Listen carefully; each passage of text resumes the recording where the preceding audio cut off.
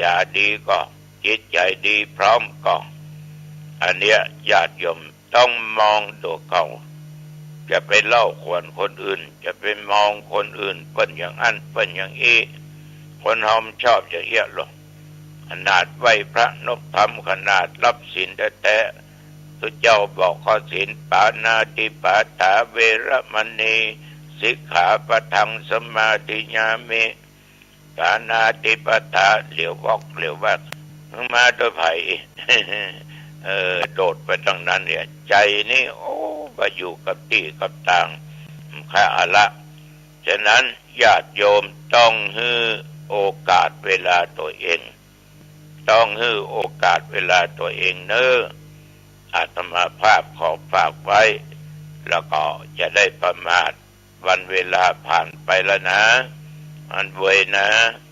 มันเวยอย่าประมาทก็แล้วกันเอาละวันนี้จะไปมาเป็นเวลาพอสมควรอายุวันโนสุขังปะหลังพบกันใหม่โอกาสหน้าเจริญพรเวลาแม่มีสติรู้ที่จะทำอาหารให้ลูกตัวเองกินไม่ต้องให้ใครมาบอกมันเป็นหลักของธรรมชาติก็หมายถึงว่าแม่เหมือนว่าแม่ได้มาเป็นสัจจะว่าจะต้องทำอาหารให้ลูกกินมันก็เป็นสัจจะในตัวมันเองแล้วมันก็เป็นจริงก็คือแม่ทุกคนถึงเวลาทำอาหารจะต้องทำอาหารให้ลูกกินสามีกินมันมีสติรู้แบบนั้นนะแล้วเราจะปฏิบัติทำให้เรารู้อย่างนั้นได้อย่างไรเราต้องทำทุกวันซ้ำๆอย่างเนืองๆต่อเนื่องให้เรารู้ว่าถึงเวลาแล้วเราจะต้องไหว้พระถึงเวลาแล้วจะนั่งสมาธิเราต้องฝึกทุกวันเหมือนแม่ในขณะที่แม่ทำอาหารแม่ก็จะงุนงิดอึดอัดเหมือนกระโดดเกิดอาการเบื่อหน่ายทุกข์ใจไม่สบายใจแม่ก็ต้องจำยอมที่จะทำอาหารให้ลูกตัวเองกินเช่นเดียวกันเราจะโมโหเราจะงุนงิดเราจะไปต้องนั่งสมาธิต้องสวดมนต์เราจะต้องบังคับตัวเองให้เป็นอย่างนั้นจนถึงที่สุดแม่ก็ชินกับการทำอาหาร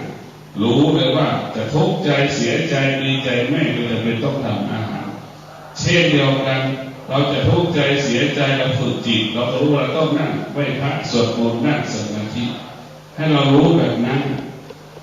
เราให้เรารู้แบบนั้นให้เรารู้อย่างนั้นในการฝึกจิตเป็นสิ่งที่สำคัญที่สุดการฝึกจิตเป็นสิ่งที่สำคัญในการฝึกจิตเป็นสิ่งจำเป็นเป็นสิ่งสำคัญเราต้องมีสติที่จะฝึก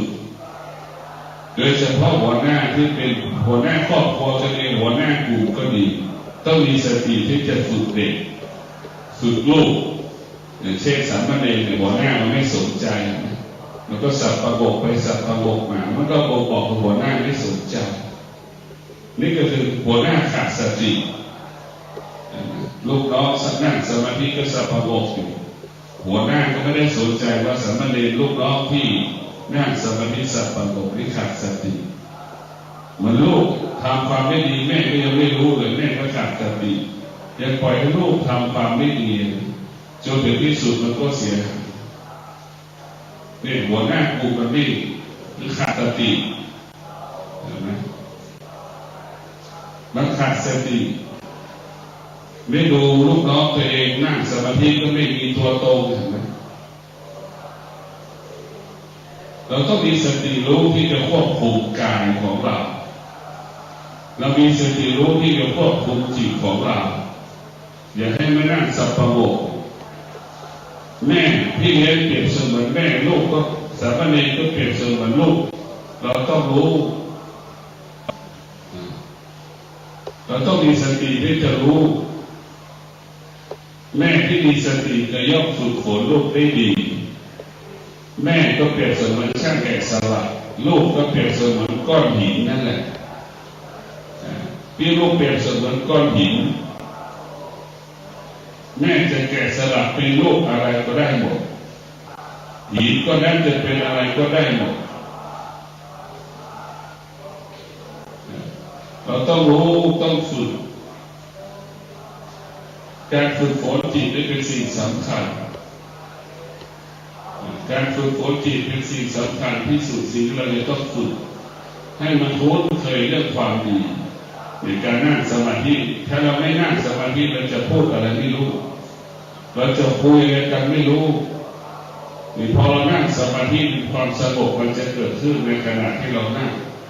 กายเราก็สงบวาจาเราก็สงบในส่วนจิตนั้นเราไม่ต้องพูดถึงมันจะสงบก็ช่างมันไม่สงบก็ช่างมันอย่างน้อยเราฝึกกายของเราฝึกวาจาของเราปิดปากแล้วปิดหูแล้วปิดตาการนั่งสมาธิคือปิดหู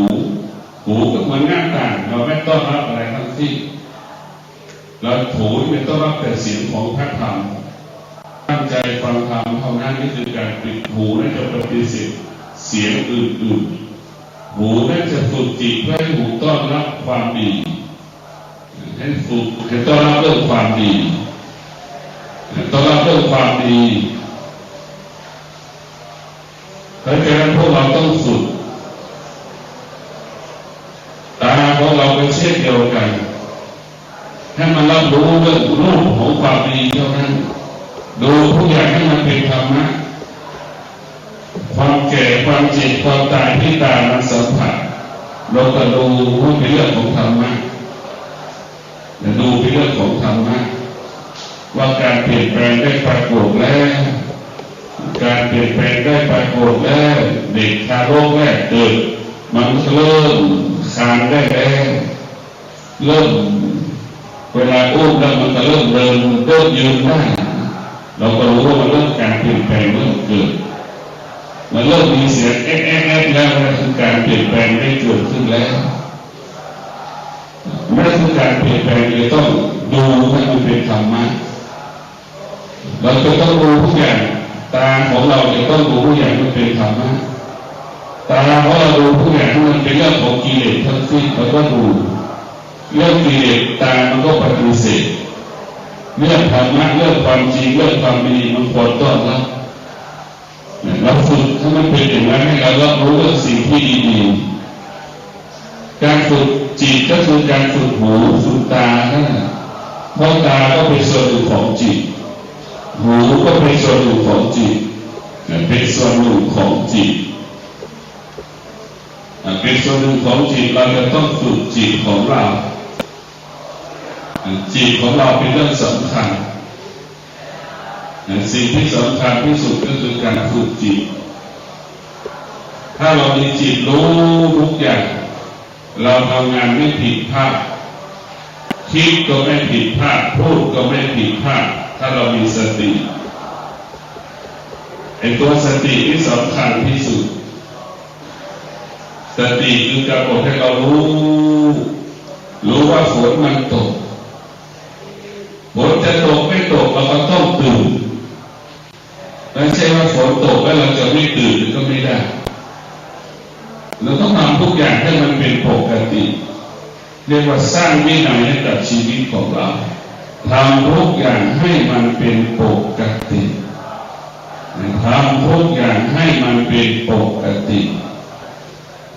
เหมือนแม่ตื่นมาทุกเช้าแม่จะต้องหุงข้าวนั่นคือเป็นปกติของแม่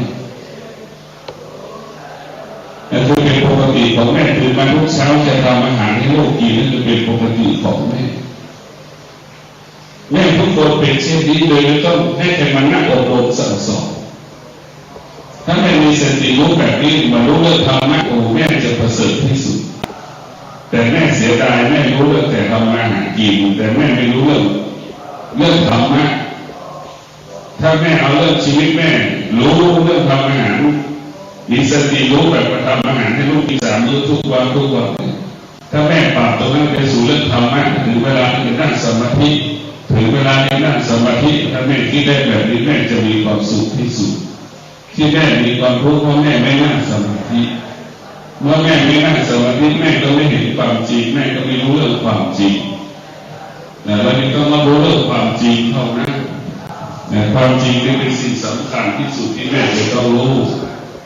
ความจริงที่แม่สัมผัสตลอดเวลาก็คือความอดทนแม่สัมผัสที่สุดคือความอดทนในการเลี้ยงลูกพ่อก็สัมผัสได้เรื่องความอดทนในการหาอาหารมาให้ ลูกกินแม่ก็มีพ่อก็มีสัมผัสกับความอดทนฝนจะตกแม่พ่อเลยต้องออกไปหาอาหารให้ลูกได้กินหาอาหารให้ลูกได้กินหาเงินให้ลูกได้ใช้หาเงินให้ลูกได้ใช้ในการดูแลตัวเองค่าเทอมบ้างค่าเรียนบ้างค่าใช้จ่ายชีวิตประจำวันพ่อก็มีสัมผัสกับความอดทนความอดทนคณะสงฆ์ครูบาอาจารย์พระนักจัดรายการสถานีวิทยุพระนักเผยแพร่เจ้าหน้าที่ผู้จัดรายการเครือข่ายสถานีวิทยุคลื่นสีขาวเพื่อชาวประชาขอเชิญพุทธศาสนิกชนนักศีลนักบุญทุกท่านร่วมทำบุญหล่อเทียนพรรษาประจำปี 2566 ร่วมทำบุญแผ่นเทียนธรรมจักรแผ่นละ20 บาทหล่อเทียนพรรษาถวายวัดพระบาทอุดมตำบลเวียงอำเภอฝางจังหวัดเชียงใหม่หรือร่วมทำบุญตามกำลังศรัทธารอเทียนพรรษาจำนวน9 เล่มเดินทางไปร่วมบุญถวายเทียนพรรษาในพื้นที่อำเภอฝางจังหวัดเชียงใหม่ณวัดพระบาทอุดมอำเภอฝางจังหวัดเชียงใหม่วันที่ 13 สิงหาคม 2566 เวลา 14 นาฬิกา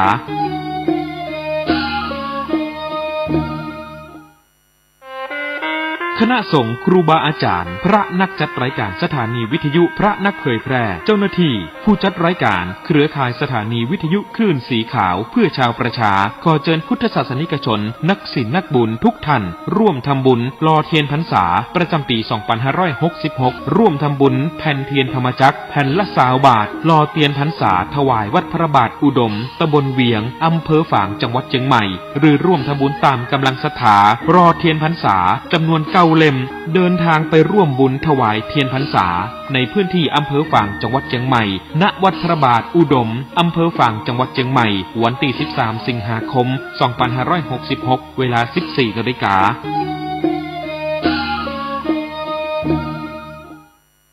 ข่าวสารประการประชาสัมพันธ์ประกาศเชิญชวนร่วมพิธีแสดงมุทิตาจิตฉลองปริญญาบัตรพุทธศาสตร์ดุษฎีบัณฑิตสาขาวิชาพระพุทธศาสนารุ่นที่ 18/10 กับพระครูประหลัดกิติพงศ์กิติโสพโนด็อกเตอร์เลขานุการเจ้าคณะตำบลสันทรายน้อยถึงตำบลสันพเนตรผู้ช่วยเจ้าอาวาสวัดสันขยอมตำบลสันทรายน้อยอำเภอสันทรายจังหวัดเชียงใหม่จัดงานมุทิตาวันเสาร์ที่ 19 และวันอาทิตย์ที่ 20 สิงหาคม 2566 ก็เชิญชวนศรัทธาสาธุชนศิษยานุศิษย์ร่วมมุทิตาจิตร่วมเป็นเจ้าภาพสังฆทานเป็นเจ้าภาพโรงทานก็ติดต่อสอบถามรายละเอียดเพื่อร่วมทำบุญได้ที่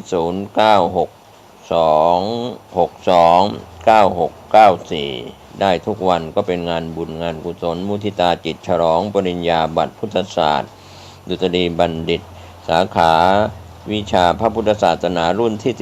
18/10 แด่ท่านพระครูประหลัดกิติพงศ์กิติโสพโนด็อกเตอร์เลขานุการเจ้าคณะตำบลสันทรายน้อยถึงสันพเนตรผู้ช่วยเจ้าวาดวัดสันขยอมตำบลสันทรายน้อยอำเภอสันทรายจังหวัดเชียงใหม่เชิญท่านร่วมงานนี้ทั้ง2 วันวันเสาร์ที่ 19 และวันอาทิตย์ที่ 20 สิงหาคม 2566 โดยทั่วหน้ากันท่านกำลังติดตามรับฟังสถานีวิทยุกระจายเสียงพระพุทธศาสนาแห่งชาติและสังคมคลื่นเพื่อการศึกษาพระพุทธศาสนาและวัฒนธรรมระบบ FM 104.5 เมกะเฮิรตซ์รายการต่อไปเป็นรายการคดีโลกคดีธรรม